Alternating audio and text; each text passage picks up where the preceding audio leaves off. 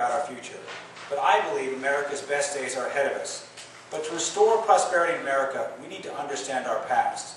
The greatest generation in America is always the next generation. We pass our traditions and our ingenuity on to our children, who for 240 years have made the world a better place. American democracy unleashed the idea of the entrepreneur, the idea that any man or any woman can make his or her own future better through their hard work and ingenuity. America became the most prosperous nation on earth because our citizens were rewarded if they worked hard. In the past, every generation stood on the shoulders of the previous generation and their standard of living continued to improve. But times have changed. In fact, our children's generation may be the first generation in American history to have a lower standard of living than their parents. And the reason is, quite simply, public policy today benefits the powerful and not the people. Before we solve a problem, we must admit there is a problem.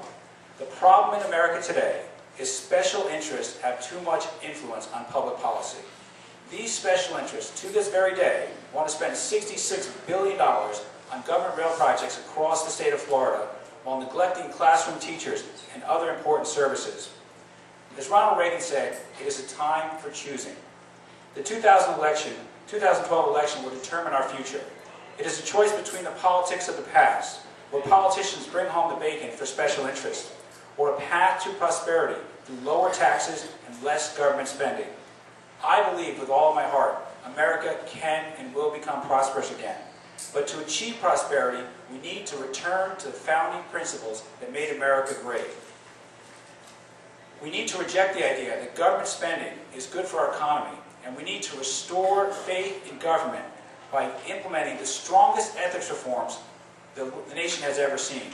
In this past year, I was appointed by Speaker Dean Cannon to the Government Efficiency Task Force, where our job is to save Florida taxpayers $3 billion. And just last month, Governor Rick Scott appointed me to Workforce Florida, where we're trying to get people back to work.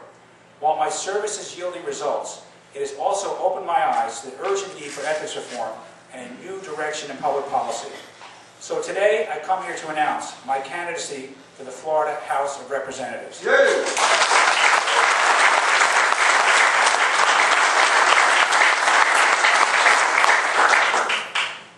I'm running to renew the entrepreneurial spirit that made America great and to restore faith in government. My goals are simple. First, I want to lower taxes through greater government efficiency. Second, I want to restore faith in government by meaningful ethics reform. And third, I want to improve education by driving more dollars into the classroom. My friends, we the people deserve better representation in Tallahassee. And with your help and God's blessing, we will defeat the special interest and send a voice for the taxpayer to represent you. And to close tonight, I want to quote the great senator, freshman senator from Kentucky, who said, and I quote, "I have a message from the Tea Party. We have come to take our government back." Thank you.